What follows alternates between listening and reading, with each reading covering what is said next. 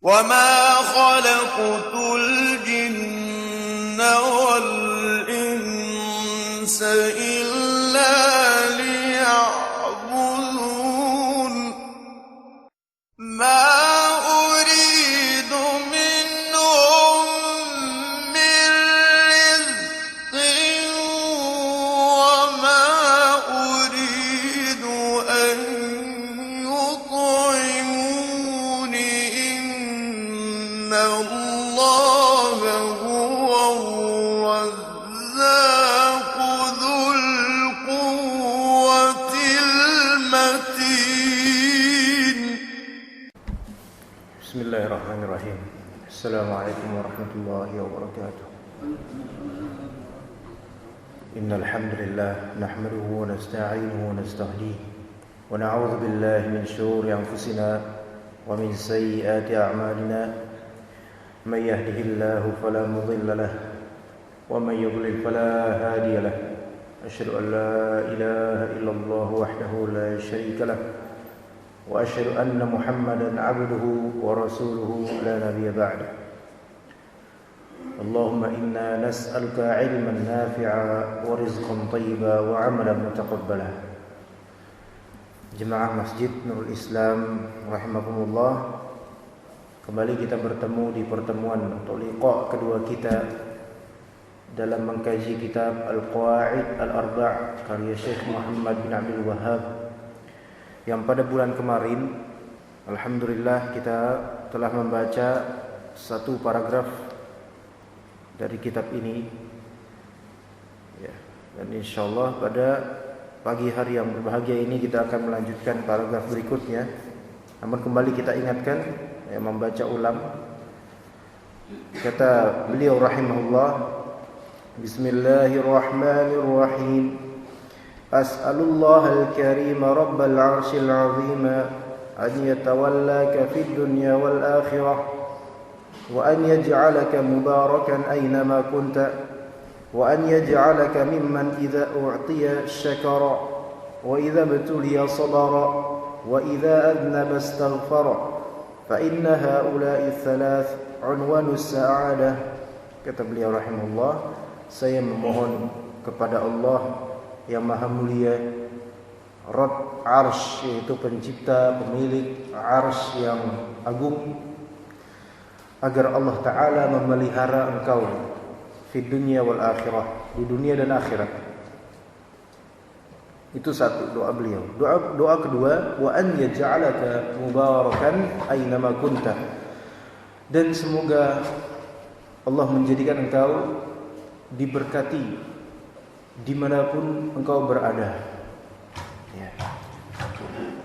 Wa an yaj'alaka mimman idza u'tiya syakara, dan semoga Allah jadikan engkau tergolong dari orang yang jika diberi bersyukur. Itu juga tanda kebahagiaan pertama. Alamat kebahagiaan pertama, orang kalau diberi bersyukur ya. Wa idza batuliya sabara, dan jika diuji ya, diuji bersabar. Kok diberi bersyukur, diuji bersabar. Itu yang kedua. Wa idza aznaba istaghfara, dan kalau misalnya dia berdosa maka dia beristighfar. Kata beliau, fa inna haula'i tsalatsa unwanus sa'adah. Sesungguhnya tiga hal tersebut adalah alamat kebahagiaan, tanda-tanda kebahagiaan. Berarti kebahagiaan hidup seorang muslim unsurnya ada tiga: syukur, sabar, dan yang ketiga adalah istighfar ya, akhirannya ra semua, syukur, sabar, istighfar ya. Itu alhamdulillah telah kita bahas pada pada bulan kemarin. Insyaallah pada kali ini kita akan membahas tentang yang namanya Al-Hanifiyah ya, Al-Hanifiyah. Kita lanjutkan. Anda baca satu paragraf dulu. Ya mungkin saja satu paragraf ini untuk hari ini, pagi ini insyaallah. Jadi kita per paragraf aja, satu hari satu paragraf ya. Kata beliau rahimahullah, i'lam arsyadakallahu li ta'atihi annal hanifiyyata millatu Ibrahim an ta'budallaha mukhlishan lahud-din kama qala ta'ala wa ma khalaqtul jinna wal insa illa liya'budun. Az-Zariyat. Kita baca atau kita terjemahkan dulu. I'lam, ketahuilah, semoga Allah Ta'ala membimbing engkau menuju ketaatan kepadanya, bahwasanya Al-Hanifiyah yang merupakan agama Ibrahim adalah an ta'budallaha mukhlishan lahuddin. Engkau menyembah Allah ya dengan seikhlasnya. Kama qala ta'ala, sebagaimana firman Allah Ta'ala, wa ma khalaqtul jinna wal insa illa liya'budun, dan tidaklah aku ciptakan jin dan manusia kecuali untuk beribadah kepadaku. Ya, itu saja hari ini insyaallah. Kita ulang. I'lam, ketahuilah, ya perintah ya dari beliau kepada kita sebagai pembaca dan pengkaji kitab beliau. Ketahuilah, kemudian beliau doakan, arsyadakallahu li ta'atihi, semoga Allah Ta'ala memberikan engkau rasyad. Rasyad ini bimbingan ya, semoga Allah membimbing kamu menuju ketaatan kepadanya. Doa ini perlu bagi kita semua, bimbingan menuju ketaatan ya. Betapa banyak manusia muslim mengerti tentang ketaatan, tahu itu ibadah dan tahu pahala tersebut besar, tetapi tidak mendapatkan bimbingan untuk bisa bergerak ke ketaatan itu. Betapa banyaknya muslim yang mengerti pasti ada fadilah dalam sholat subuh berjamaah, tapi nggak semuanya, minoritas. Betapa banyaknya muslim sepakat bahwasanya ilmu agama itu penting, tetapi banyak yang nggak terbimbing, gerak pun tidak bisa. Mau kangen rindu hati ini misalnya menuju ke majelis ta'lim, namun gerak aja susah. Ya kan?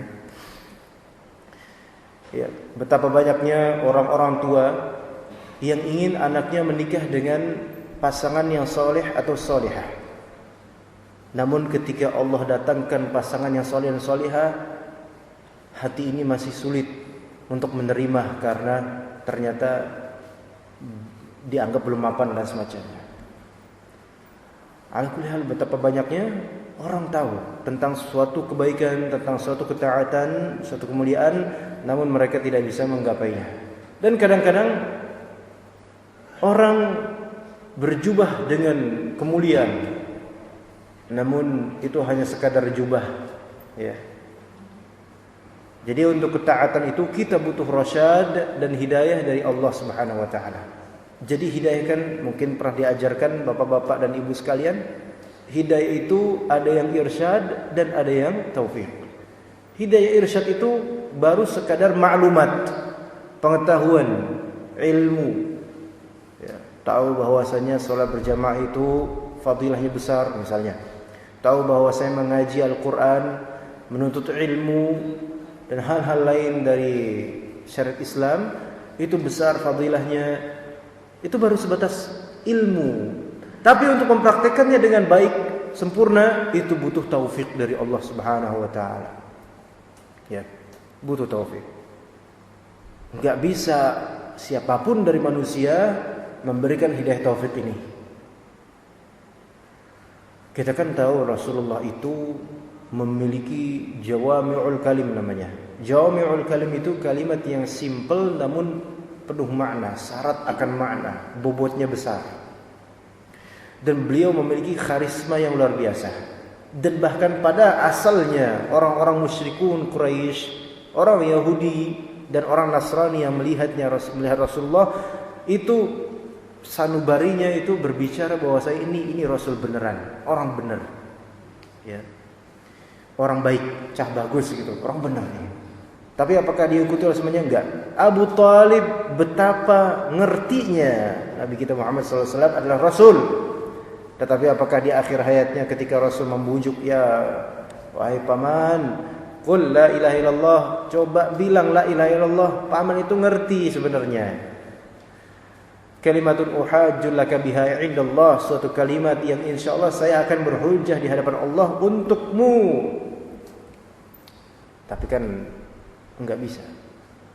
Tetap aja mati di atas agama nenek moyangnya yang kufur. Kata Allah Ta'ala, innaka la tahdi man ahbabtah, walakinnallaha yahdi man yasha. Sesungguhnya engkau, ya Muhammad, tidak bisa memberikan hidayah taufik. Tapi engkau, innaka la tahdi ila siratal mustaqim, engkau bisa memberi hidayah, petunjuk menuju jalan lurus.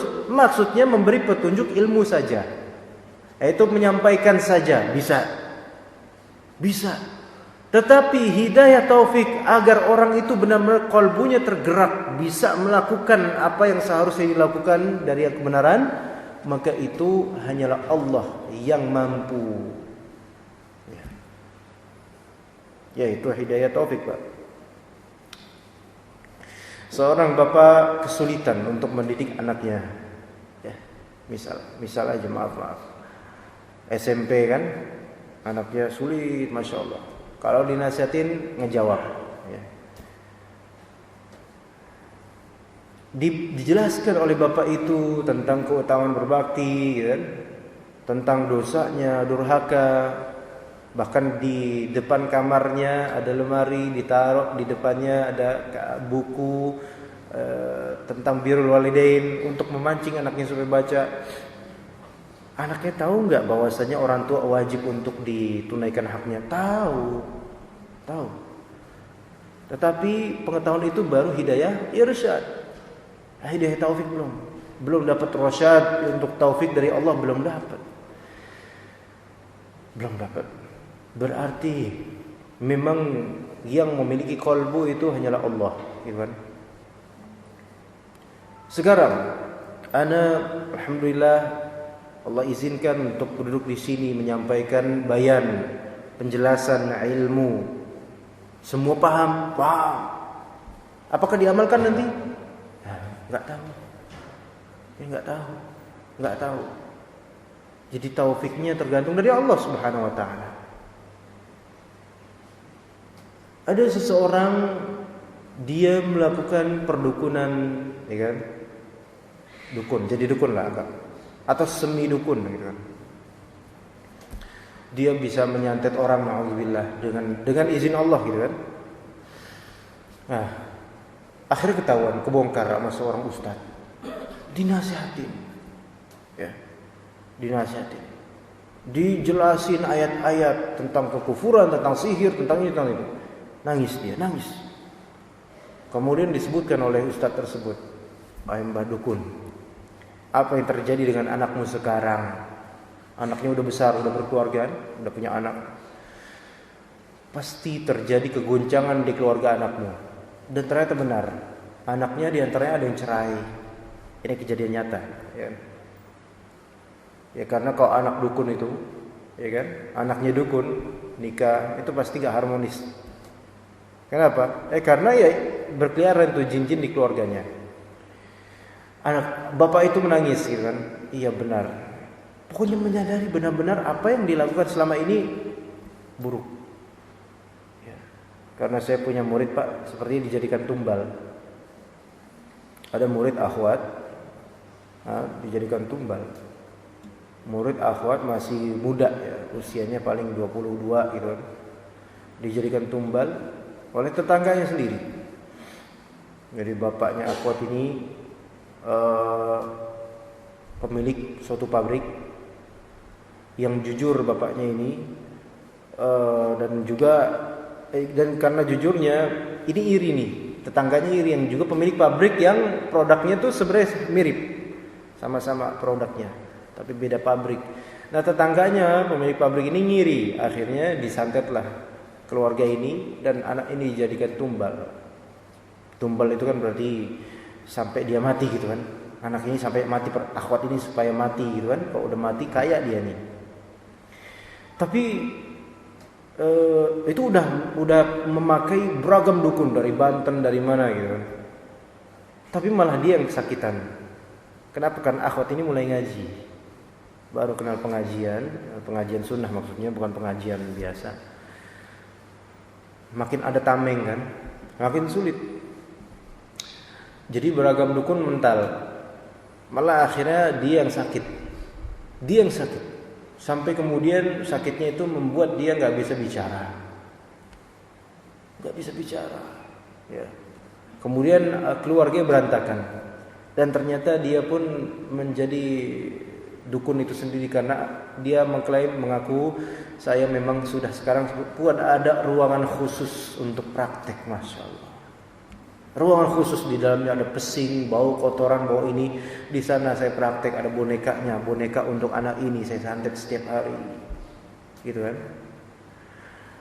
Akhirnya pada usia tua itu nggak bisa bicara, lama-lama nggak bisa bicara, nggak bisa bicara, hanya bisa isyarat.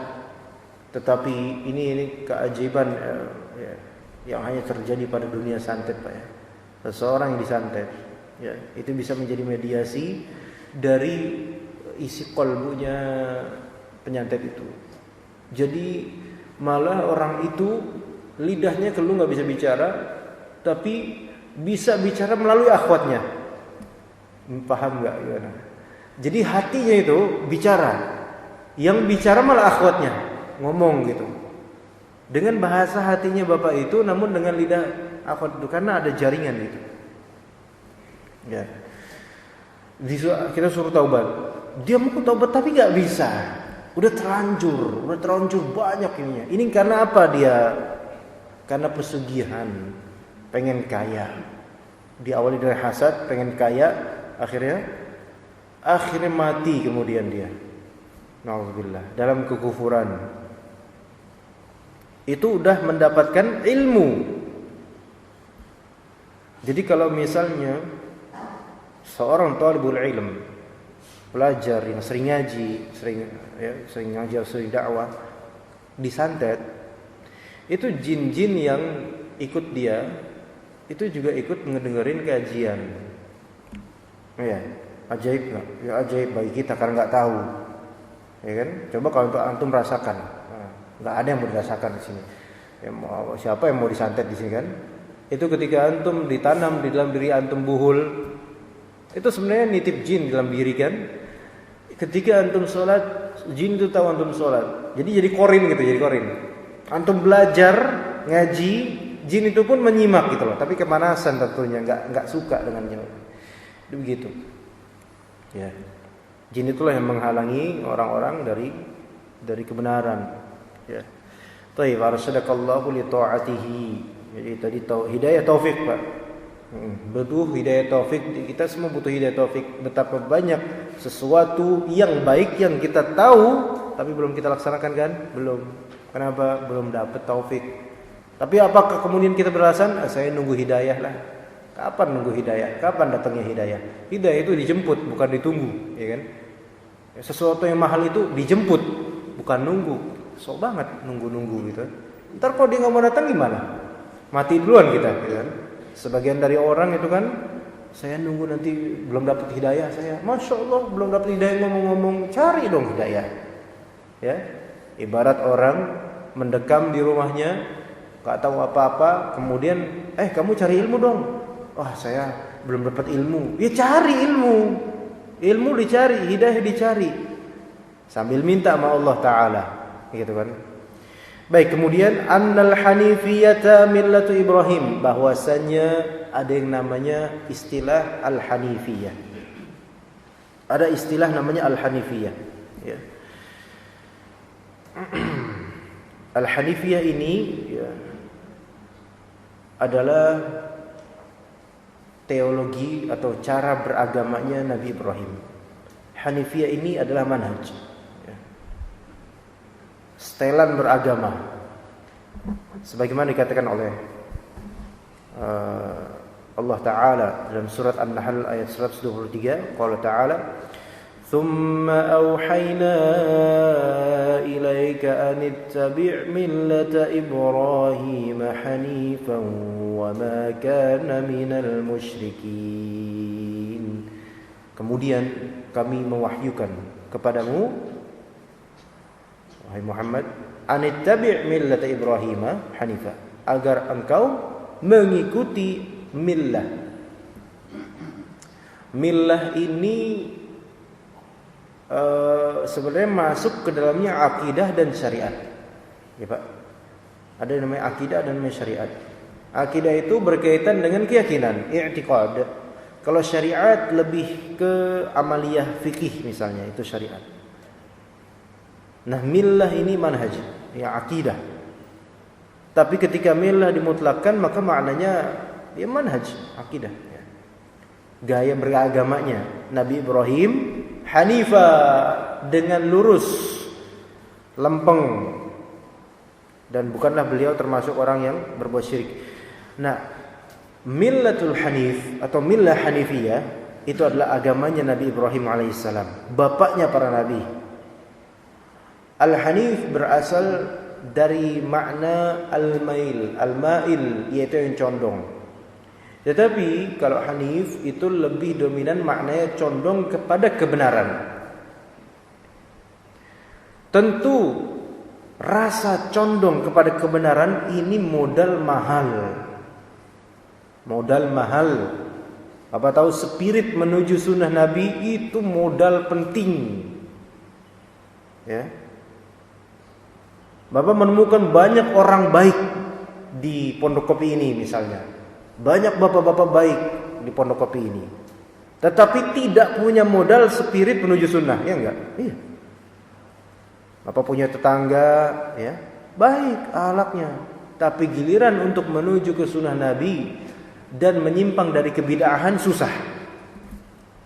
Sekali lagi karena ini belum dapat taufik gitu kan.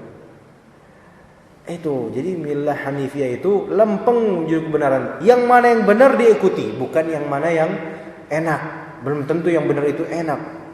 Kadang-kadang orang biarinlah kata orang enggak benar, yang penting enak bagi saya. Kan kayak gitu. Ya, yang penting enjoyable, enak. Iya banyak yang enak, dapat nasi berkat, dapat nasi uduk, ya. Dapat amplop, dapat ini, dapat itu, enak. Tapi benar enggak? Benar dengan barometer Al-Qur'an dan Sunnah? Ternyata enggak. Ya kan? Nah, jadi Al-Hanif, seorang yang hanif itu seorang yang lurus, mustaqim, lurus. Tapi ya selurus-lurusnya orang, apalagi zaman sekarang Pak, ya pasti ada beloknya sedikit gitu kan. Ya wajar. Ya, kata Rasulullah SAW, kullu bani Adam khata. Setiap bani Adam, anak Adam itu khata. Khata dengan tasdid di huruf ta itu menunjukkan mubalaghah, yaitu hiperbola, seringnya berbuat kesalahan. Kullu bani Adam khata, sering berbuat kesalahan. Tapi wa khairul khata'ina at-tawwabun. Yang sering berbuat kesalahan, yang terbaik dari mereka adalah orang-orang yang sering bertaubat. Nah, jadi enggak masalah jika ada belok dikit, tapi yang penting balik lagi. Belok dikit, balik lagi. Jangan belok dikit, tambah terus ke sana. Makin jauh, makin dolal gitu kan.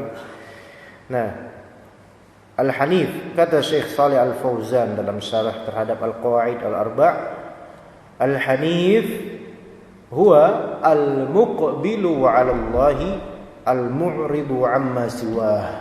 Hanif itu adalah yang menghadap kepada Allah saja dan berpaling dari selain Allah. Bapak sholat misalnya Pak, sholat di masjid ya, ikhlas tuh sholat. Ketika sholat ada sedikit gelitikan dari syaitan, itu ada yang ngeliatin ente itu, kan? Ada yang ngeliatin ente itu, ada yang ngeliatin kamu tuh, ya itu bapak tuh, kayak bagus dijadiin calon mertua gitu, misalnya aja ya. Nah, wah, itu kan mulai syaitan memalingkan fokus kita yang tadinya hanya kepada Allah, kepada yang lain. Nah, supaya menjadi hanif gimana?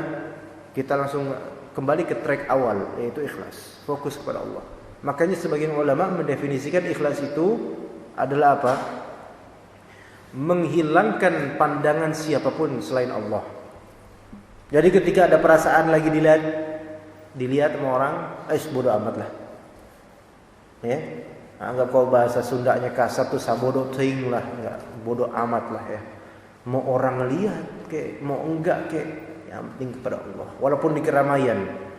Apalagi kalau dia beribadah sendirian kan lebih aman. Ya, makanya kadang-kadang sebagian salaf itu mereka lebih suka sedekah itu di tengah malam gulita ya, enggak ketahuan sama siapa-siapa. Ya ibarat dengan takbir atau ungkapan Rasul sampai tangan kirinya enggak tahu gitu. Nah, itu saking apa? Saking ingin menjaga keikhlasan. Tapi boleh enggak kita suatu ketika menzahirkan amalan kita di depan orang? Tergantung boleh apa enggaknya, tergantung dari tujuannya. Ngapain dia zahirkan? Kalau dia zahirkan untuk mengamalkan, fa amma bi ni'mati rabbika fahaddits, maka fadhal, silakan. Adapun dengan kenikmatan Rabbmu, maka katakan kepada manusia.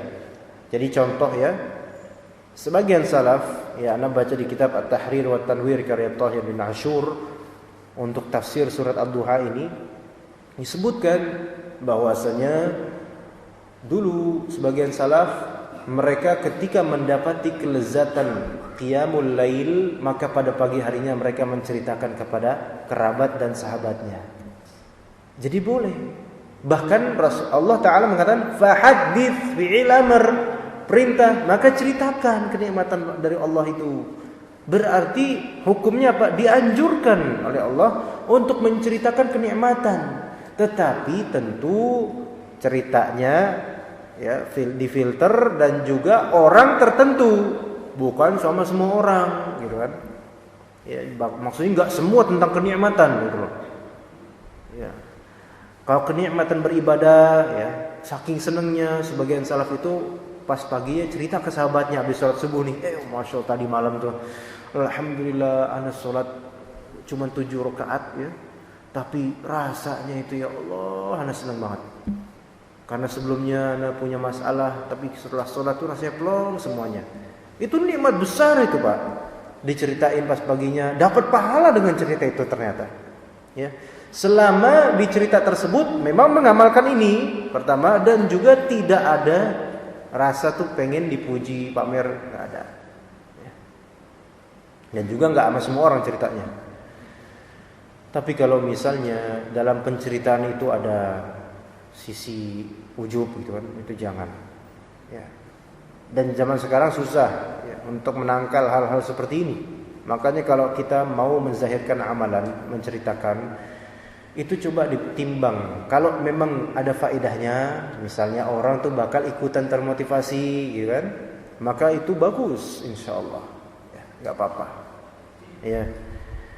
Oke, istiqamah ya, condong muqbil 'ala Allah, yaitu hanya kepada Allah dia berfokus, dan al-mu'rid 'an siwah, yaitu berpaling dari selain Allah Subhanahu wa taala. Ya. Baik.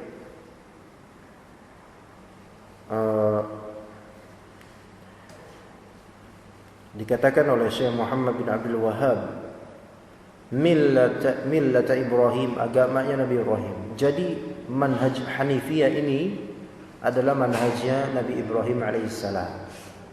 Sekali lagi anda ingatkan, atau anda lupa apakah sudah mengingatkan atau belum, Nabi Ibrahim alaihissalam itu bapaknya para nabi Pak ya. Jadi ceritanya itu dulu ada Nabi Adam ya, nabi pertama, manusia pertama, turun temurun ya. Ada Rasul pertama, yaitu Nabi Nuh alaihissalam ya, Rasul pertama itu Nabi Nuh alaihissalam. Di zaman Nabi Nuh itu barulah pertama kalinya suatu kaum berbuat syirik. Jadi sebelumnya belum pernah, semuanya itu sebelumnya itu safi, yaitu jernih tauhid. Tapi pas di zaman Nabi Nuh baru ada kesyirikan, penyembahan terhadap selain Allah. Nabi Nuh alaihissalam hidup 950 tahunan, panjang hidupnya ya. Allah Ta'ala menyuruh beliau, memerintahkan beliau untuk berdakwah, menyampaikan risalah tauhid. Tapi mayoritas kaumnya membangkang.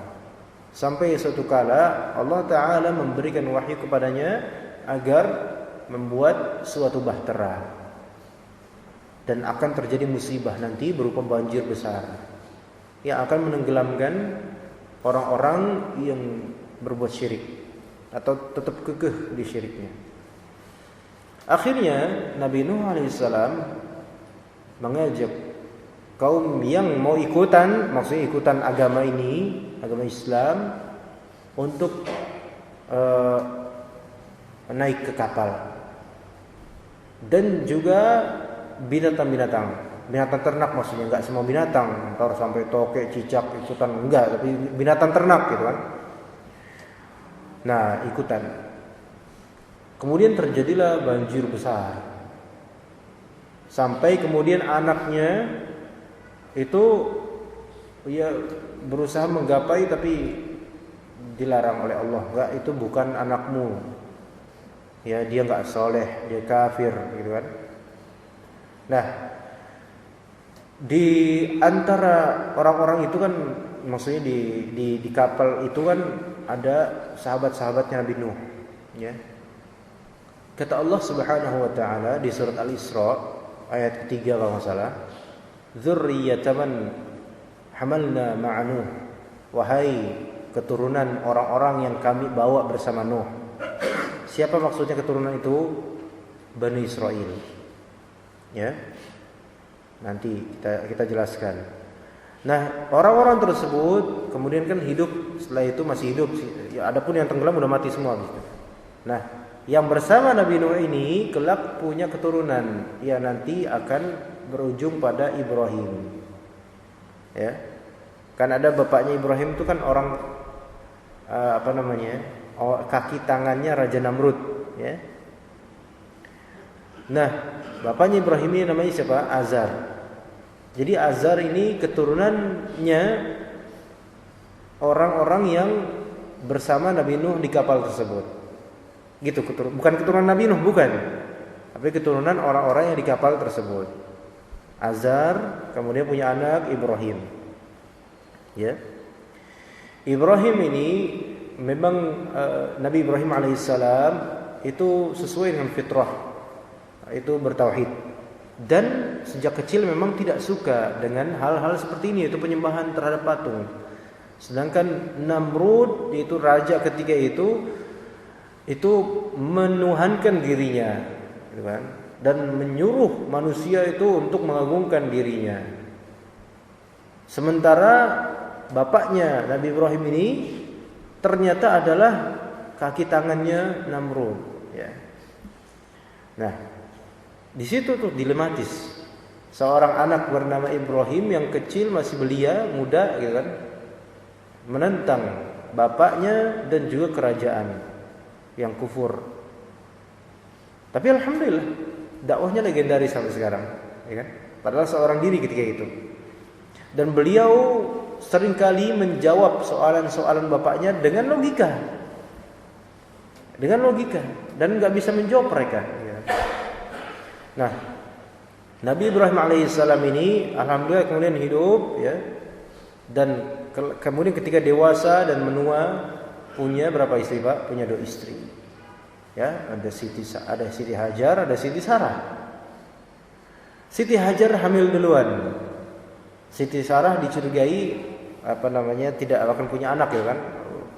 Siti Hajar kemudian punya anak. Dinamakan Ismail. Siti Sarah cemburu, ya perempuan kan gitu. Ya, kalau bapak-bapak yang udah poligami misalnya, yang belum poligami aja istri cemburu banget, apalagi yang udah gitu kan. Nah, cemburu ini. Yang si Hajar punya anak, saya belum. Pasti Ibrahim lebih sayang lagi. Pokoknya banyaklah takwilan dalam batinnya itu. Akhirnya diasingkanlah, ya, Siti Hajar ini ke tanah Mekah itu, ya. Melahirkan Ismail, dari kecil Ismail di situ. Ya. Siti Sarah kelak memang punya anak, namanya Ishaq. Ya, jadi anaknya Nabi Ibrahim dari beda istri, yang satu Ismail, yang satu Ishaq. Nah, dua-duanya nabi, gitu kan? Dua-duanya nabi. Yang disembelih siapa? Kalau versi kita Ismail. Tapi kalau versi Yahudi Ishaq. Gitu. Tapi dalam riwayat tafsir At-Tabari memang ada riwayat dari salaf bahwasanya Ishak yang disembelih. Jadi jumhur mengatakan yang disembelih adalah Ismail, ya. Tapi ada yang mengatakan yang disembelih ada Ishak. Adapun Yahudi mereka ya tentu Ishak. Kenapa? Karena yang disembelih ini berarti mulia nih kan. Jadi tadi ingat-ingat petanya Ismail dan Ishak. Nah, Ismail alaihissalam, Nabi Ismail alaihissalam juga nanti punya keturunan. Keturunan dari Nabi Ismail sampai nanti menjadi masyarakat Arab itu. Jadi keturunan Ismail nanti jadi orang Arab. Ya. Nanti pada ribuan tahun kemudian baru muncul Nabi dari keturunan Nabi Ismail, namanya Muhammad, Ahmad. Ya, baik itu satu. Dari Nabi Ishak, anaknya Nabi Ibrahim melalui Siti Sarah. Nabi Ishak punya anak nanti kemudian dinamakan Ya'qub. Ya. Ya'qub ini yang disebut sebagai Israel. Gitu. Jadi Israel itu Isra dan Il.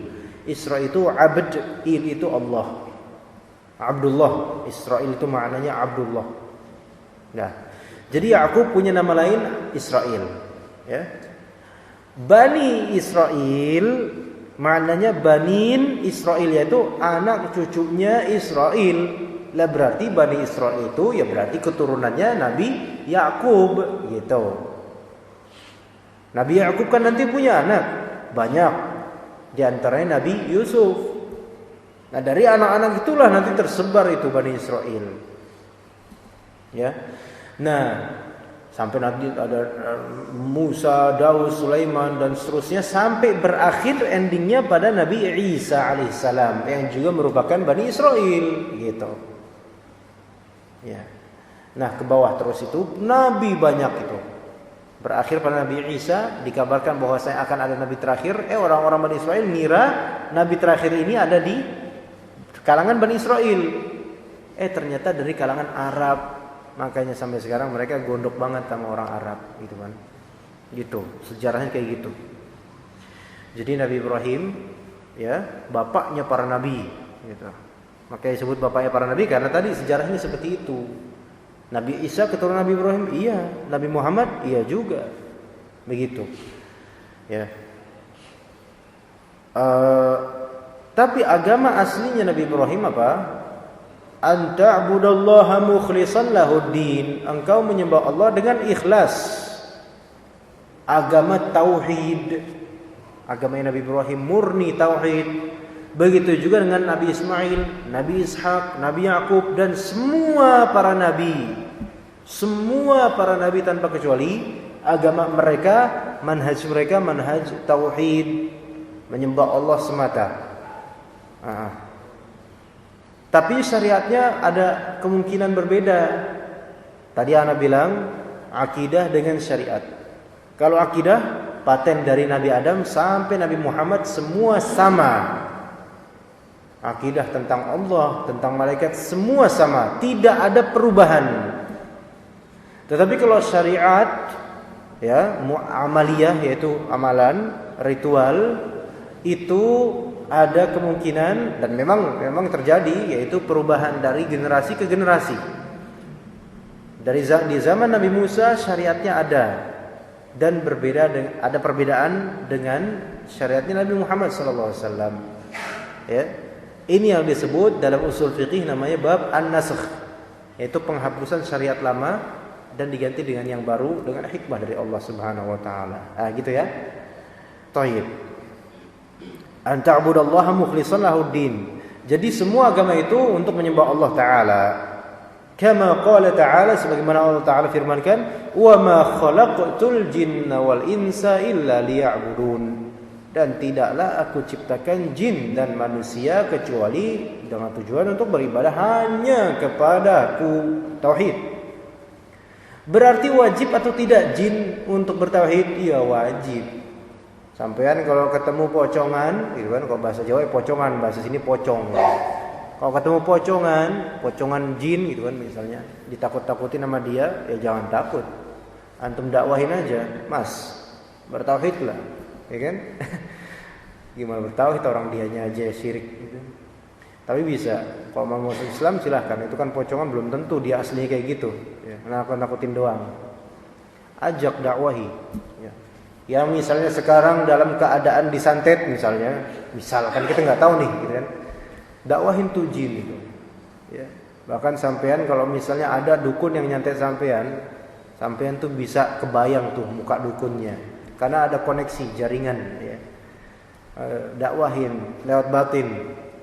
Wahai jin dan dukun yang nyantet saya, ittaqullah, takut kalian sama Allah. Dakwahi. Kena itu insyaallah. Ya. Jadi al-jin dan al-ins, jin dan manusia semuanya diciptakan dengan adanya tujuan, dan tujuannya itu cuma satu, beribadah kepada Allah yang nanti akan Allah ganjari dengan surga kalau ditunaikan. Ya. Tapi ternyata memang kalangan jin ini ya karena diawali dengan hasad bapaknya mereka ya, yaitu iblis, maka mereka pada asalnya jin itu sangat hasud kepada manusia. Ya kalau misalnya hasud doang cuman ditahan itu nggak masalah, tapi masalahnya jin ini nggak bisa nahan hasadnya ya kepada manusia. Bakal mempermainkan manusia yang tidak beriman atau kurang imannya. Ya. Itulah jin. Ya. Dan lebih sulitnya lagi mereka enggak kelihatan. Nah, itu dia. Seandainya mereka kelihatan lebih mudah menangkalnya. Tapi ternyata Pak, lebih mudah menangkal jin daripada manusia. Walaupun jin itu enggak kelihatan. Iya. Kenapa? Karena teori asalnya kalau jin itu kita bacain aja ayat kursi, ya, dia bakal ngerasa. Lah manusia dibacain ayat kursi, nggak ngerasa, malah dilanjutin, gitu. Malah dilanjutin. Tapi ada emang jin yang kalau kita ruqyah, orang itu manusia ini kita ruqyah, jinnya malah ngebenerin tajwid peruqyah. Itu kadang-kadang karena memang peruqyahnya nggak bener, dan kadang-kadang karena memang jinnya ini nguji gitu ya. Jadi nggak semua jin bahlul, nggak semuanya. Kadang ada yang satir juga, ada yang punya ilmu gitu. Mungkin ini jin muslim atau mantan muslim lah gitu, pernah belajar tajwid sama gurunya dulu. Ya di mana gitu. Kadang-kadang nguji ya. Nguji, salah tuh tajwidnya tuh, yang bener gitu kan. Bisa aja nih jin muslim tapi zalim gitu loh. Ya dakwahin aja. Ini nguji aja. Terusin aja bacanya kalau ketemu dengan yang begituan. Maksudnya yang model begini. Karena menguji ya. Jadi jin-jin itu bergolong-golongan, ada yang liberal, ada yang Syiah, ada yang Salafi, ya, ada yang ya Wahabi juga ada. Ana nggak tahu, nggak pernah lihat mereka jenggotan apa cingkrangan, nggak tahu ya, nggak pernah lihat. Tapi yang pasti ya kuntilanak lebih sopan biasanya ya, pakai daster. Tapi kadang-kadang ada bercak bolong-bolong di tengahnya gitu. Kayak itu cuma ilustrasi mereka aja, belum tentu mereka kayak gitu. Jadi tujuan mereka itu beribadah kepada Allah Ta'ala. Maka tidak heran jika misalnya kita bersama-sama sholat di masjid ini misalnya, dan juga ada kalangan jin yang ikut dengan majelis ini, bukan sesuatu yang ajaib. Maksudnya bukan sesuatu yang dalam Islam itu kan sesuatu yang wah ada jin, enggak, biasa aja. Ya karena mereka tugasnya ini juga sama kayak kita. Mereka butuh ilmu. Bahkan mereka tuh nggak punya rasul soalnya. Jadi mereka tuh followernya manusia, gitu loh. Ya, mereka tuh ikut manusia. Makanya bodoh kalau orang ikutin jin, gitu loh. Karena pada asalnya kastanya udah beda. Baik kasta secara zat maupun kasta secara sikap. Kalau kasta secara zat kan kita tanah, mereka dari api. Mana yang lebih kuat, tanah atau api? Tanah. Iblis itu bahlul iblis kan. Ya kita ya musuh-musuh semua manusia itu. Ditakwil dari awal, khalaqtani min nar wa khalaqtahu min tin. Ya Allah, kamu atau engkau menciptakan dia dari tanah, ane diciptakan dari api. Ane lebih bagus. Kenapa kok ane suruh sujud gitu kan sama tanah? Padahal kalau dia mau mikir lagi lebih lanjut, ya, tanah itu lebih mulia daripada api. Kenapa? Karena puisinya api ditiup mati, tanah ditiup masih ada dia, ya kan? Jadi api itu gampang. Makanya Nabi bilang tadi, kita bilang menangkal jin itu lebih gampang daripada menangkal manusia. Ibarat antum niup api, mati gitu kan. Tapi kalau tanah, masih ada aja itu tanah gitu. Antum semua tanah gini, gede tanahnya, segumpal tanah itu, tanah liat. Sampai kiamat juga nggak bakal bisa kemana-mana, ya kan? Tapi kalau api, nah kecuali kalau api itu gede, makanya jangan melihara jin, gitu kan? Kalau melihara gede dia, kalau udah gede susah ditiup, kita yang kebakar, dikasih air nambah, ya kan? Gitu. Tapi jadi sebenarnya manusia itu lebih konkret, ya, daripada jin, ya. Nah, karena itu kasta secara zat. Kalau kasta secara sikap, manusia itu lebih dimuliakan oleh Allah.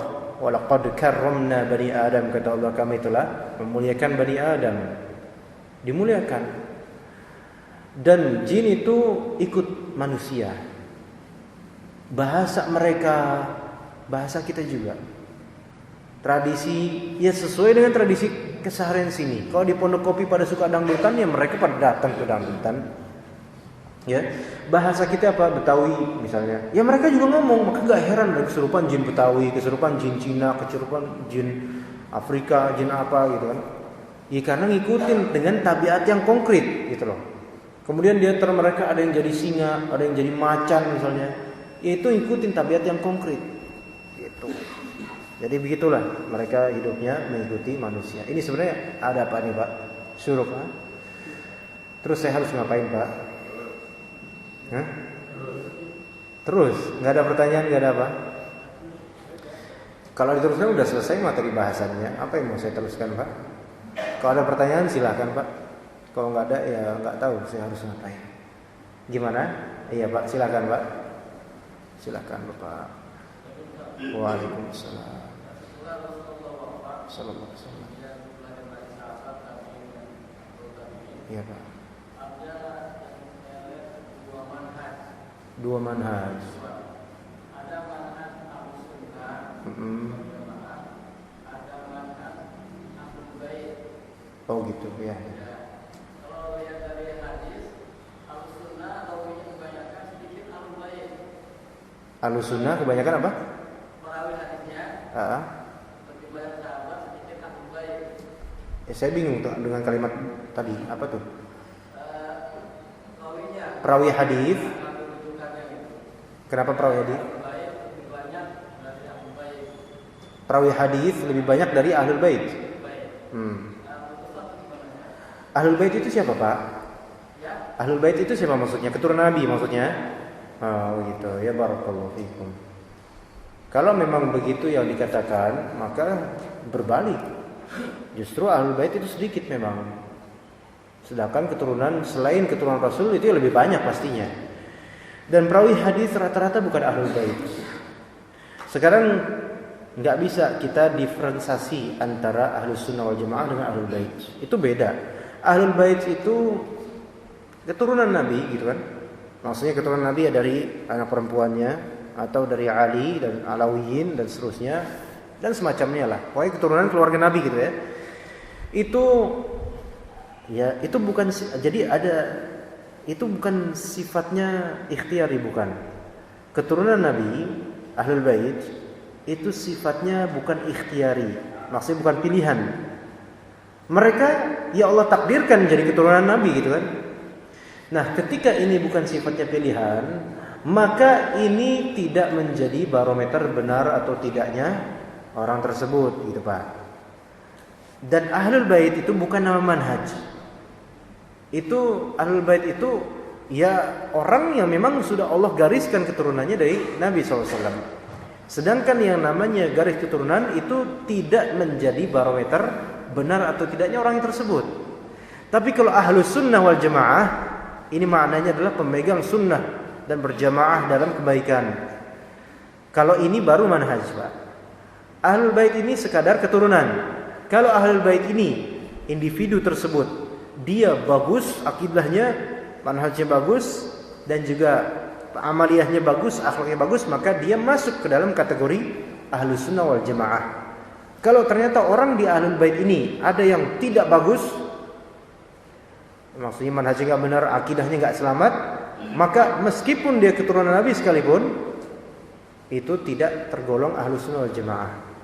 Jadi ahlus sunnah wal jamaah ini adalah kriteria untuk siapapun manusia ataupun jin yang memegang teguh sunnah Nabi SAW, walaupun sendiri, gitu kan. Jadi begitu. Setelah wafatnya Nabi, para salaf setelah berlalu, itu bukan terbagi menjadi dua manhaj, ahlus sunnah wal jamaah versus ahlul bait. Enggak, ahlul bait itu bukan nama manhaj itu, Pak, bukan nama aliran ahlul bait itu. Jadi ahlul bait itu bukan nama aliran dalam Islam. Ya, jadi ahlul bait itu nama nasib lah, orang udah menjadi ahlul bait gitu loh. Ya. Jadi mau gimana lagi? Aneh keturunan Nabi gitu kan. Masa aneh enggak mau? Ya udah terpaksa menjadi keturunan Nabi. Tapi tugasnya dia bukan untuk memproklamirkan diri saya itu keturunan Nabi. Tapi untuk berakidah yang benar, beribadah yang benar, itu tujuannya. Makanya di sini wa ma khalaqtul jinna wal insa illa liya'budun. Diciptakannya dia itu buat beribadah, bukan untuk memproklamirkan diri dan kemudian menjadikan dia di atas kasta manusia umumnya. Enggak bisa gini. Karena inna akramakum indallahi atqakum, sesungguhnya yang paling mulia di sisi Allah itu yang paling bertakwa, bukan yang paling dekat keturunannya sama Nabi, bukan. Ini bukan berarti keturunan Nabi enggak mulia, mulia. Secara zat garisnya itu mulia. Tetapi kemuliaan itu akan ternafikan jika enggak benar beragamanya, cara beragamanya. Jadi memandang manhaj itu dari cara beragama, karena manhaj itu cara beragama, bukan dari keturunan, ya. Karena enggak fair kalau kayak gitu, Pak. Enggak fair. Ya, orang udah soleh tapi karena dia bukan keturunan Nabi Adam, terus siapa dong? Bukan keturunan Nabi Muhammad, oh dia nggak soleh karena bukan keturunan ini.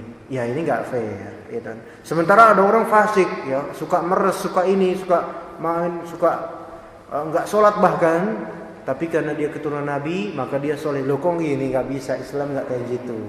Apa gunanya sahabat-sahabat Nabi? Abu Bakar keturunan Nabi bukan? Bukan. Tapi keluarga bukan? Mertua gimana? Nggak keluarga, ke mertuanya, gimana? Iya. Jadi begitu, Pak, ya. Ya bukan berarti buruk ahlul bait itu, ahlul bait bagus, masya Allah. Tetapi barometernya bukan di sana. Ya, bukan di sana barometernya, Pak. Ya, wallahu a'lam. Silakan, ada lagi yang bertanya? Iya, Pak, silakan. Yang mana dulu nih? Silakan. Yang mana nih? Yang mana nih? Yang oh iya iya. Imam. Yang satu imamnya posisinya miring ke kanan, tapi makmumnya lurus ke dada tapet gitu. Nanti kata imamnya. Iya tahu. Iya saya juga pernah ngalamin itu. Yang kedua, imamnya bersedekap ketika bacaan dikeraskan, tapi dia memegang mikrofon gitu. Oke, yang pertama dulu Pak ya. Yang pertama imamnya serong gitu kan. Serong dalam artian menghadap agak miring gitu ya. Terus gimana makmumnya? Ini lihat dari tradisi masjid itu. Ya. Kalau masjid itu emang lurus, kayak gini kan lurus nih. Maka udah ikutin dengan posisi masjid. Memang Nabi SAW mengatakan innama ju'ilal imamu liyutamma bih. Imam itu dijadikan untuk diikuti, benar. Tetapi kalau misalnya nih posisi imam dia sendirian kayak gitu, imam lain nggak pernah kayak gitu, maka kita kembali ke asal tradisi kita.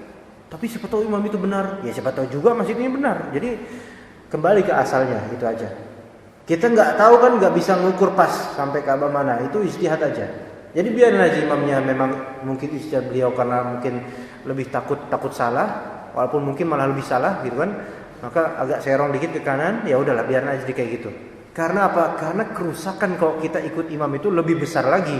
Orang pada serong semua nanti, gitu kan? Ya enggak, Pak? Anda nggak tahu nih, maaf kalau misalnya ada menyinggung ada di sini, tapi ini kan menjawab pertanyaan ya. Misalnya imamnya agak ke kanan berapa derajat gitu kan? Sekarang bayangin Pak, kalau makmum semua ke kiri gini semua, bayangin tuh. Coba nggak kebayang di sini, serong semua tuh makmum. Ya orang datang, loh kok gini sholatnya nih? Aliran apa nih gitu kan? Masjid kemana, dia kemana gitu. Jadi ikut dengan ini aja, dan itu akan menimbulkan fitnah nanti. Insya Allah akan menimbulkan fitnah kalau misalnya kayak gitu tuh. Ya, jadi biarin aja imamnya kayak gitu. Ya, gitu Pak. Kalau apa Pak? Sah sholatnya sah sholatnya. Emang kenapa emang? Kan nggak apa-apa, nggak masalah, sah insya Allah. Kemudian apa yang kedua Pak? Oh nggak apa-apa. Imam megang mikrofon boleh, megang mushaf boleh, ya boleh, sah. Cuma memang kurang afdol gitu aja. Sah, cuma kurang afdol. Imam kalau misalnya megang mushaf, pakai tangan kanan yang megang mushaf. Ini untuk baca sambil jadi imam gitu kan, boleh. Di sholat berjamaah, boleh. Sholat tarawih terutama misalnya kan, ada tarawih di sini misalnya bercita-cita khatam 30 juz 30 hari Ramadan, masya Allah. Satu malam 1 juz, makmumnya cuman setengah baris karena kelamaan gitu kan. Nah, boleh. Cuman kan baiknya nggak kayak gitu. Gitu. Wallahu a'lam. Bapak silakan Pak. Waalaikumsalam warahmatullahi wabarakatuh. Alhamdulillah. Iya. Apanya yang tinggi Pak? Yang tinggi apanya Pak? Belum saya dengar selama ini. Maksudnya? Rinci. Oh enggak ya. Maksud saya. Ya itu dari Allah semuanya. Iya. Pedomannya tadi bacakan hadis itu yang bacakan yang disebut-sebut nama itu siapa Ustaz? Siapa maksudnya? Ya yang disebut nama itu. Syekh Muhammad bin Abdul Wahab. Jadi itu kan berarti pendapat beliau kan. Jadi saya tanyakan saya belum tahu. Iya. Bagaimana beliau Ustaz? Terima kasih. Assalamualaikum. Waalaikumsalam warahmatullahi wabarakatuh. Jadi ini Bapak bertanya tentang sosok atau gimana? Oh, ya itu panjang Pak ceritanya Pak. Ntar kita bikin majlis satu lagi. Jadi gini Pak, beliau Syekh Muhammad bin Abdul Wahab adalah anaknya Pak Abdul Wahab gitu kan. Ya. Itu beliau itu di tanah ya Najd gitu. Ya sekarang Saudi lah, masuk Saudi gitu. Beliau itu dulu di zamannya Islam udah ada di daerahnya. Ya normal Islam. Itu 200 tahun lalu ya. Beliau kemudian melihat orang-orang Islam ini walaupun mereka punya agama tapi menyimpang secara cara beragama, gitu Pak. Cara beragama itu sikap, gaya beragama itu nggak benar nih. Dan juga akidahnya kadang nggak benar. Akidah itu keyakinan kok ini ada masalah nasib buruk bergantung pada suatu benda gitu kan. Kesyirikan lah bahasa ininya, hadisnya syirik atau bahasa Al-Qur'an syirik. Nah, itu beliau melihat hal tersebut itu jamak terjadi di lingkungannya. Ya. Kalau orang dakwah, Pak, ya kalau misalnya dakwah cuma nyari duit, enggak peduli dengan ini. Ya kan? Bodoh amat lah orang mau benar apa enggak, yang penting saya kantong saya tebel gitu kan. Ini maaf kan kayak gini. Tapi kalau orang dakwah tuh tulus, dia mencari kebenaran, dia tuh gampang scanning istilahnya, oh ini salah. Tapi untuk menyalahkan atau membenarkan itu barometernya bukan baperan, perasaan, bukan. Tapi barometernya Al-Quran dan As-Sunnah sesuai dengan pemahaman generasi terbaik. Lah generasi terbaik, generasi siapa? Bukan generasi saya, tapi generasi sahabat, tabi'in gitu kan. Nah, beliau kemudian membaca banyak literatur. Jadi bapaknya ini Pak Abdul Wahab ini ulama gitu loh. Ya Muhammad bin Abdul Wahab ini ulama juga. Mazhabnya Pak Hanbali kalau Islam fikih. Nah, tetapi banyak terjadi itu hal-hal yang buruk di lingkungannya, keislamannya, maka kecemburuan anaknya ini kok kayak gini, orang-orang nggak bener nih. Dakwah, ya pertama dakwah, kemudian nulis kitab kecil gitu kan, diajarin ke anak-anak, yuk sini gitu. Nama kitabnya Al-Usul As-Salasah, itu anak-anak pada ngafalin gitu kan. Terus dakwah ke orang itu banyak penentangan, kajiannya dibubarin, itu terjadi kayak gitu, di demo sama masa, diancam dibunuh dulu kayak gitu. Kenapa? Karena dakwah beliau Pak kontradiktif, bertentangan dengan tradisi setempat gitu. Sementara orang-orang tradisi setempat itu mereka lebih mengedepankan norma tradisi dibandingkan dalil. Jadi crash gitu. Kalau bahasa antivirus ketemu di ini crash gitu. Ya, tabrakan. Nah, tapi alhamdulillah kemudian ya namanya dakwah yang tulus Pak, bagaimanapun walaupun cuma satu orang yang dakwah tapi dia tulus, pasti Allah tolong. Allah tolong melalui jalur penguasa ketika itu ya. Alhamdulillah sekarang menjadi penguasa Saud gitu kan. Panjang ceritanya Pak, saya juga enggak 100% tahu semuanya karena waktu itu saya belum ada ya. Tapi ala kulli hal begitu ceritanya. Buku-buku yang beliau karyakan itu banyak tersebar baik di internet maupun di dunia nyata. Yang sebagian orang mengatakan buku tersebut itu ekstrim. Tapi kalau kita mau jujur melihat langsung terjemahannya, misalnya kalau nggak bisa bahasa Arab, itu isinya itu penuh kaedah dalil, ayat hadis. Sehingga untuk membantahnya itu susah. Kenapa? Karena emang ini yang disampaikan apa adanya sesuai dengan Al-Quran dan As-Sunnah dan perkataan para salaf. Tapi memang kadang-kadang kebenaran itu terhijabkan, ya, tertutup gitu. Sehingga untuk mendapatkannya itu perlu usaha lebih, ya, dan perlu hidayah taufik dari Allah Subhanahu Wa Taala. Gitu aja Pak. Ya. Jadi kalau ada penyampaian yang salah dari saya itu kan dari saya, bukan karena beliau salah nulis atau apa, dari saya. Alhamdulillah. Iya. Wah, iya ya Pak, ini mau duluan nih atau barengan? Iya, silakan. Menyampaikan dalil Pak. Iya Pak. Allah tidak menciptakan manusia dan jin sebagai daripada dalam kalimat ini anak mau bertanya. Iya Pak, silakan. Bismillah. Orang yang berbuat kesyirikan, jadi orang yang memelihara jin, ya, dan orang yang berusaha melakukan kesyirikan dalam bidang usaha. Iya. Wah, ini panjang nih. Iya. Dalam pernah Tuhan, Allah tidak mengampun dosa kita sebagai dosa yang lain. Kedudukan dan pertanyaan anak tadi, bagaimana kedudukan orang yang zaman nanti, apa dia kekal di neraka atau nanti dia masuk surga lagi? Karena dia melakukan waktu kesyirikan manusia. Karena Allah tidak mau dibuatkan. Iya. Iya, jazakallahu khairan Pak atas pertanyaannya, tapi ini panjang nih jawabannya. Allah, gimana cara kita mengringkasnya?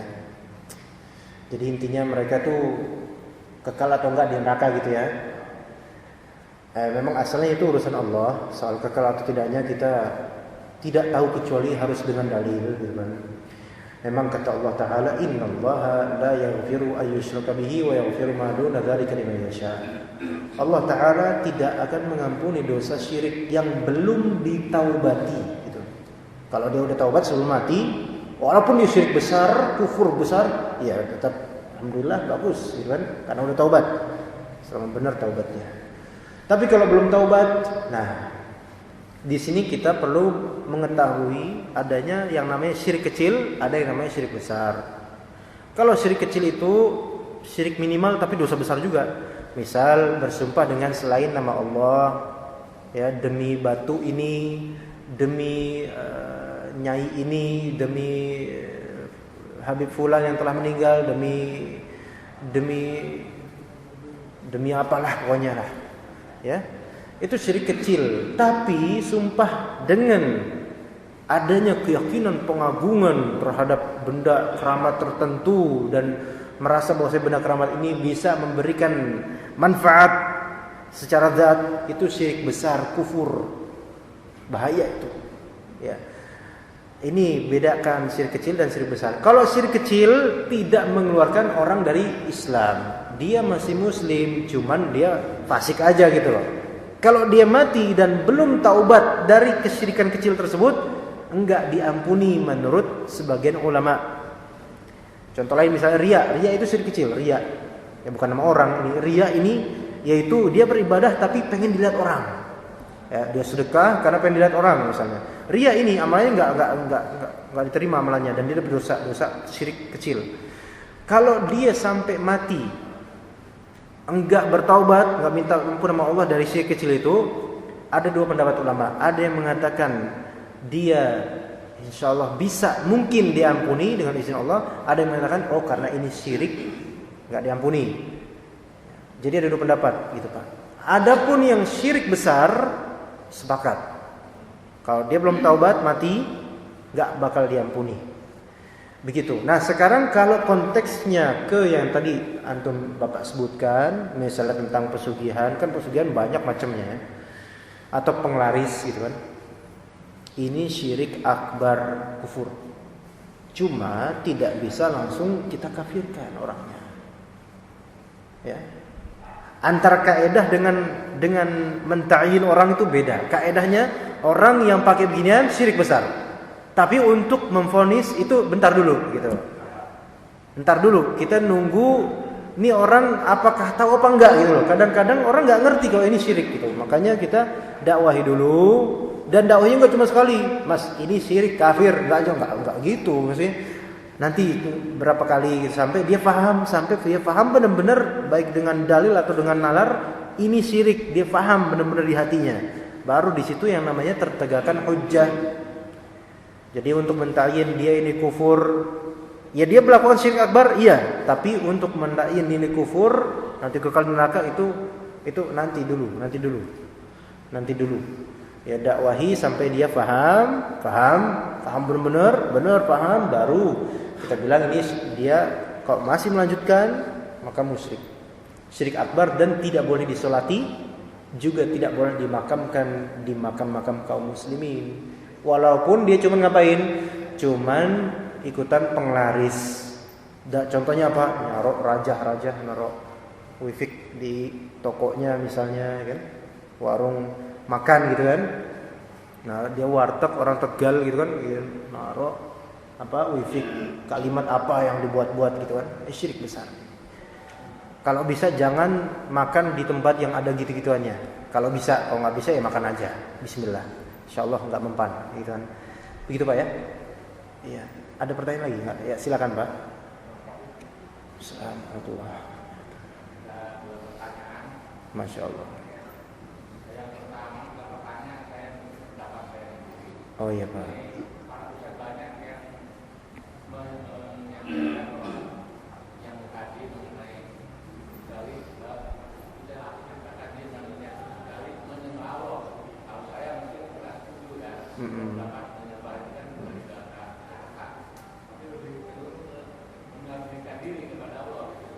Yang mengabdikan ibadah itu mengabdikan diri kepada Allah. Yang kedua mengenai hadis puasa Arafah. Bagi orang awam mungkin puasa Arafah kan intinya bahwa kalau kita melaksanakan puasa Arafah maka diampuni dosa tahun yang akan datang dan tahun yang sebelumnya. Bagi orang awam kan seluruh enggak. Orang awam itu cukup. Jadi melalui Arafah pasti Allah ampuni kita pasti masuk surga. Tanpa sholat, tanpa itu. Makanya saya Ya, waalaikumsalam. Ini nggak apa-apa lanjutin ya. Ya, maaf kalau misalnya memang ada acara yang lain silakan Pak. Yang pertama tadi, Bapak, kita sama-sama perlu tahu makna ta'abbud, ibadah secara bahasa. Ya, kita sama-sama tahu supaya kita menemukan titik temu nih. Ya, Bapak kan kurang setuju.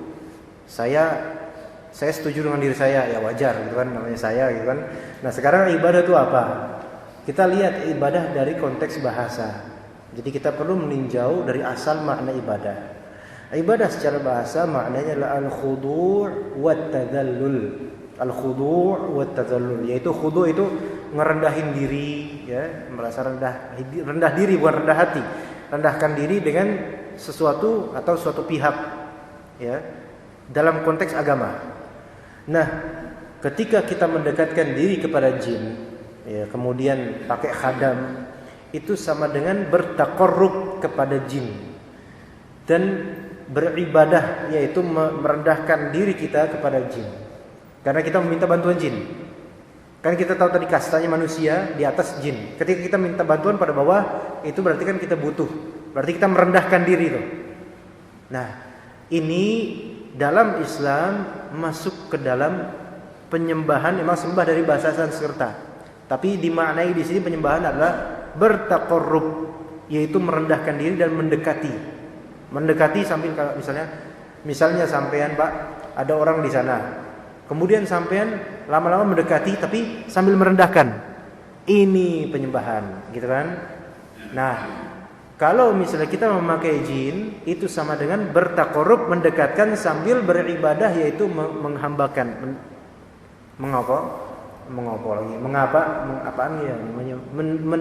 mengkerdilkan diri kita kepada pihak yang enggak layak. Begitu, Pak. Gimana? Ya, ala kulli hal, mungkin Bapak punya pendapat, silahkan, tapi sama-sama kita minta taufik dari Allah supaya bisa sama-sama benar, insyaallah, ya Pak ya. Saya kan nggak bisa mengubah pandangan orang, gitu kan. Iya.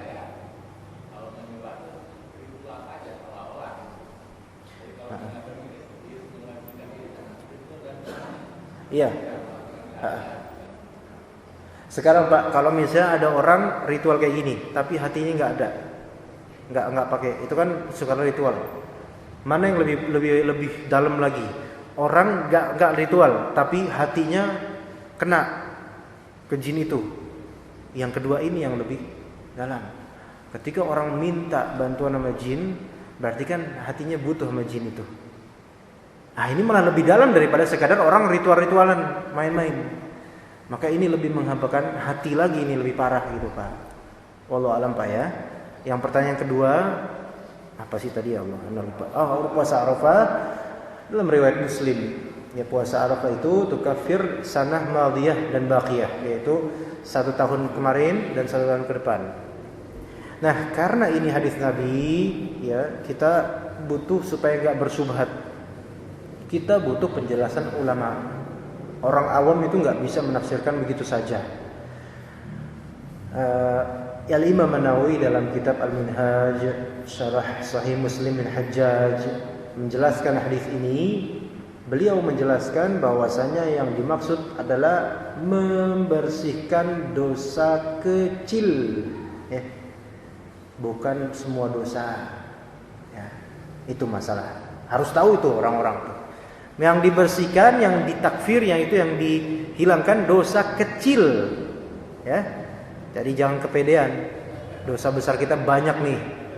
Wah, berarti tahun depan nih, waduh, mudah-mudahan mati tuh sebelum tahun depan anak, gitu kan? Supaya mati dalam keadaan fitrah, nggak punya dosa. Enak aja ngomong gitu. Yang diampuni, yang dihilangkan di sini dosa kecil. Tapi gini Pak, bentar, ada masalah khilafiyah di sini. Sebagian ulama lainnya mengatakan, kata Imam Nawawi dalam kitab Al-Minhaj Syarah Sahih Muslim, ada yang mengatakan bisa jadi saking beratnya pahala puasa Arafah, dosa besar itu diringankan dosanya oleh Allah Ta'ala untuk 1 tahun kemarin dan 1 tahun ke depan. Tetapi ketika seseorang, ya, ini bukan syarah Sahih Muslim, bukan dari Imam Nawawi, ini dari anaknya. Jadi jangan samain.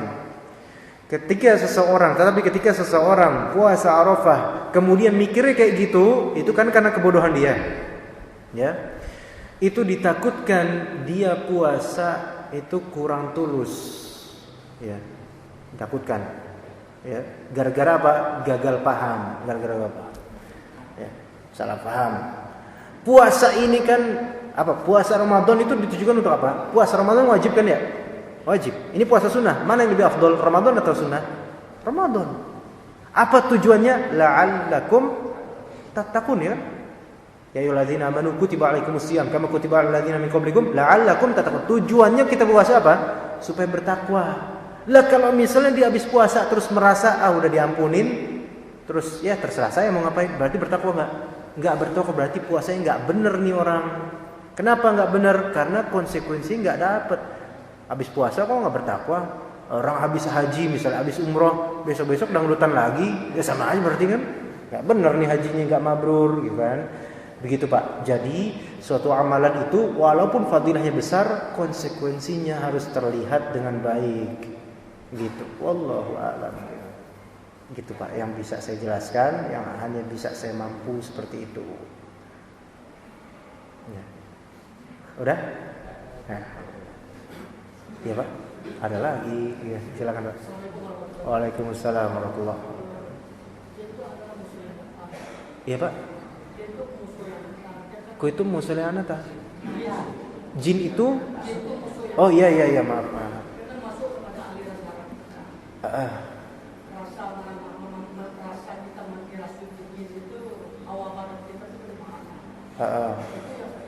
Jin itu musuh nyata, masuk lewat aliran darah. Benar kata Nabi SAW.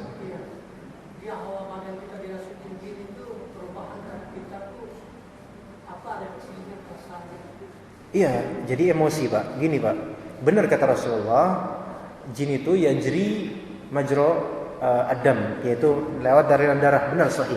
Jadi gini, ilustrasinya saya kiaskan begini Pak. Bapak misalnya lewat suatu kebun ya. Kemudian di kebun itu ada ular dan berbisa. Kan lewat taring itu kalau belum berbisa. Membiuskan racunnya lewat taring. Misalnya kegigit kaki. Nah, kan kemudian bisa tersebut itu akan lewat aliran darah kan? Iya. Itu kan. Kalau misalnya sampean minum racun bisa di gelas, minum. Enggak masalah. Kenapa? Karena racun tersebut hanya bisa berefek lewat aliran darah. Misalnya ini kena gigit, kemudian kan masuk tuh titik-titik racunnya. Nah, para dokter bilang kalau kegigit hewan berbisa jangan panik. Kenapa? Kalau panik kan lari-lari kita, jantung kita kan makin memompa, makin merambat tuh, makin cepet itu, makin hancur. Nanti kena jantung udah mati, makin panik makin mati. Setan kayak gitu. Seseorang ketika baper, kan berarti kan bawa perasaan nih bahasa sekarang ini, maaf. Bawa perasaan, emosi itu. Emosi kan gak cuma marah doang, kadang sedih. Itu sangat mudah tuh setan masuk. Kenapa? Karena ketika kita tidak mengontrol emosi, itu aliran darah tuh cepet, ya, dan setan lebih cepet lagi, lebih mudah lagi. Makanya kenapa yang kesurupan lebih sering perempuan daripada laki-laki? Karena perempuan lebih suka bawa perasaan dibandingkan laki-laki. Begitu. Jadi ketika kita emosi kurang terkontrol, itu setan mudah. Gitu. Tapi bukan pas olahraga, beda kok. Olahraga bukan karena emosi gitu. Jadi, aduh, capek. Oh, kesetanan kamu? Enggak, itu bukan kesetanan, itu emang bisa olahraga. Gitu Pak ya. Mas ini kayak dari tadi pengen nanya tuh kesian. Iya Pak, iya Mas. Ya.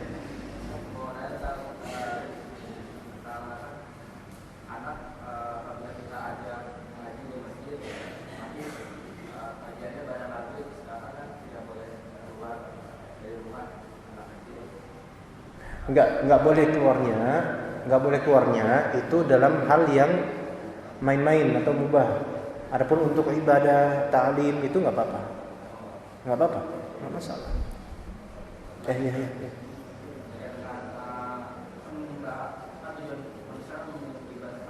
Ya.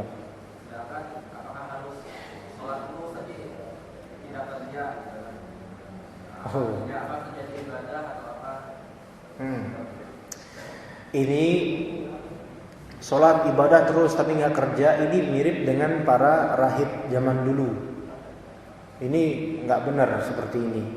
Islam itu mengharuskan manusia untuk berusaha, ya, untuk kehidupannya, ma'isyahnya. Kalau misalnya dia nanti berpotensi untuk minta-minta, itu haram dalam Islam. Ada dulu seseorang di zaman sahabat, satunya ini beribadah terus dan satunya kerja untuk menafkahkan orang yang beribadah ini. Ya. Mana yang lebih afdol? Yang kerja malah, yang jarang ibadah, maksudnya ibadahnya secukupnya, tapi dia berusaha untuk mencari nafkah. Dibandingkan ibadah terus tapi nafkahnya ini sama orang. Kata Rasulullah, al-yadul a'la khairum min al-yad as-sufla, yaitu tangan di atas lebih baik dari tangan di bawah. Maka tangan di atas walaupun ibadahnya sedikit itu lebih baik daripada tangan di bawah tapi dia ibadahnya banyak. Justru ini menunjukkan dia tuh kurang bagus orangnya, hatinya nih. Ya, dekat sama Allah tapi dia enggak menunaikan banyak hak untuk dirinya dan keluarganya. Jadi hablum minallah dan hablum minan nas itu harus balance. Maksudnya harus balance, masing-masing ada hak yang harus ditunaikan. Begitu, Pak? Atau kurang kena? Hah? Kerja itu ibadah, di antara sebaik-baik ibadah karena menafkahi itu kewajiban, gitu kan. Yang punya keluarga ya. Kalau yang bujang jangan tanya saya, gitu. Siapa suruh membujang, gitu kan? Ya maaf nih. Gitu ya. Gitu. Ibadah itu kerja, kerja itu ibadah yang insyaallah pahalanya besar dan bisa menjadi jihad dia untuk keluarganya. Mati karena kerja, ya alhamdulillah. Ya, daripada mati karena enggak kerja, ayo. Udah ya, udah jam segini tampaknya. Insyaallah kita lanjutkan pada bulan depan insyaallah taala. Kita terima kasih atas kehadiran dan juga perhatian Bapak-bapak dan Ibu sekalian. Jazakumullahu khairan. Subhanakallahumma bihamdika asyhadu an la ilaha illa anta astaghfiruka wa atubu ilaik. Wassalamualaikum warahmatullahi wabarakatuh.